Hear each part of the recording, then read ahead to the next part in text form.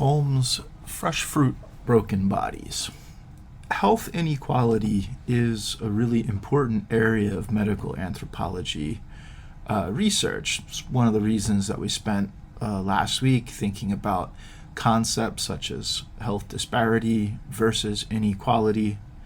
And we're moving into our first in-depth case study or ethnography this week.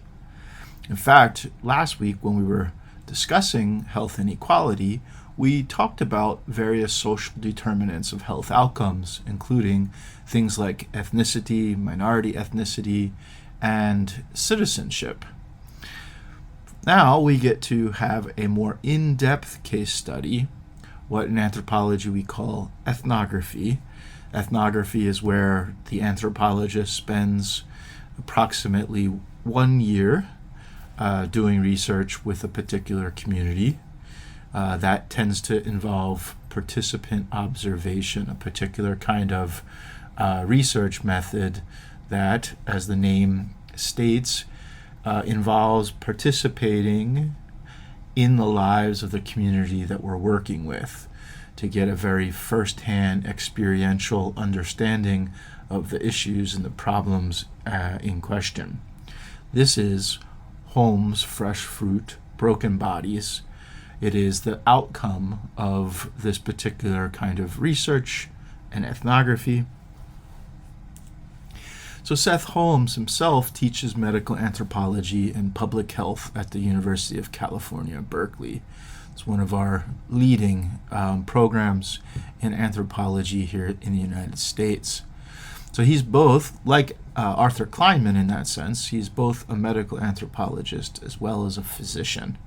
And he works almost exclusively on issues around health inequality within transnational immigration and migration, agro-food systems, and healthcare. And so he is the author of Fresh Fruit, Broken Bodies. What is this particular ethnography about? What is it a study of? So in a way, you can think about it in general terms as a kind of multi-sited transnational study. So it's a global ethnography that looks at the role of migrant workers in the global neoliberal, sometimes is the term, global capitalist market economy in agriculture. And the study, one of the sites of it, is a large-scale flower and fruit farm in Washington State in the Skagit Valley. And sort of he's interested in the problem of explaining negative health outcomes among migrant workers, who are really, as Philippe Bourgeois in the introduction to the text points out, they're really producing a foodstuff that's believed to be part of a good, healthy diet. So why do we see such disparity of negative health outcomes for migrant farm workers?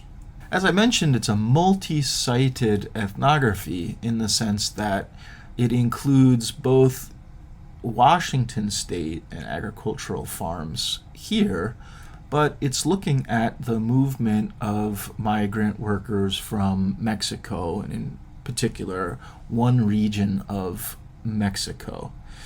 You may be familiar with the idea that Mexico is an important supplier of U.S. agricultural labor. In fact, some 95% of agricultural workers in the U.S. come from Mexico. And this is important because what he's going to argue in this text is that the hierarchies at the farm, the white, Asian, American, sort of leave migrants from Mexico and from Oaxaca, one region, as you see depicted there on the map of Mexico. They leave them sort of at the most bottom level of the hierarchy where they are most marginalized. So he's really focused on migrants from Oaxaca who come to work in Washington State agriculture.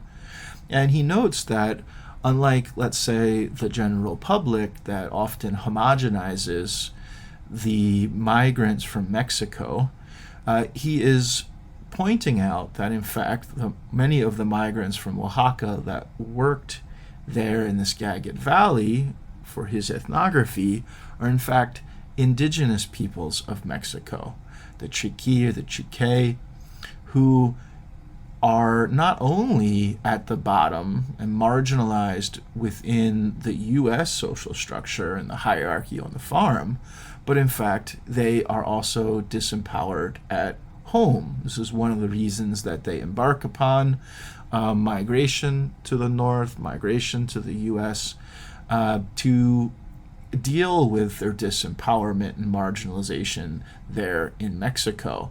And it's one of the reasons that they endure such poor working and living conditions in U.S. agriculture. So the main idea of his text is that farm workers experience many minor and major illnesses, including chronic conditions and acute sicknesses, a huge range of different illnesses. And he's arguing that it's health inequality, particularly their agricultural labor, that is a form of violence that does damage to their bodies. So he talks about this in structural terms, in terms of the particular position that they have in the larger agricultural system, that they're entering it at the lowest part, in the lowest part where they are most significantly politically disempowered. The structural components is what is harming them, what is hurting them. He also talks about symbolic forms of violence as well. And this is tied into the discrimination and prejudice, right, that they experience, that unlike, let's say, the hard labor in our agricultural fields, sometimes the beliefs and prejudices about them operate on a symbolic form, but which does violence to their body nonetheless.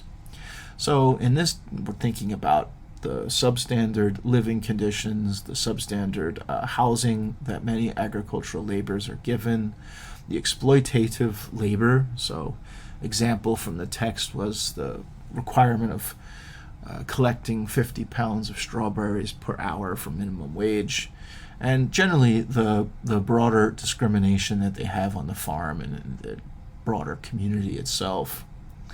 And so there's this component, right, of the structural and symbolic form of violence that he's talking about.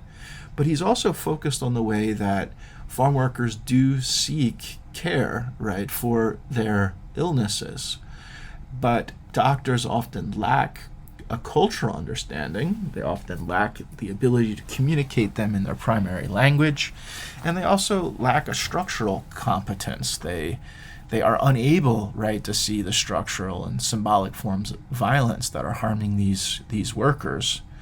And their gaze, as he calls it, the biomedical gaze, is much more focused really on their anatomical body. Thus, as we've been talking about, effectively depoliticizing their suffering, distorting it, right, making it something other than what it is.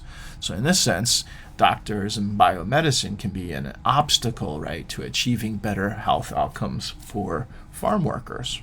So his ethnography really is a good example of contemporary anthropological approaches to health inequality, an explanation for suffering, right, that's highlighting and underscoring the social determinants. We see things like global neoliberal economics, the use of migrants as a cheap labor force. We see U.S. Systems of racism and xenophobia.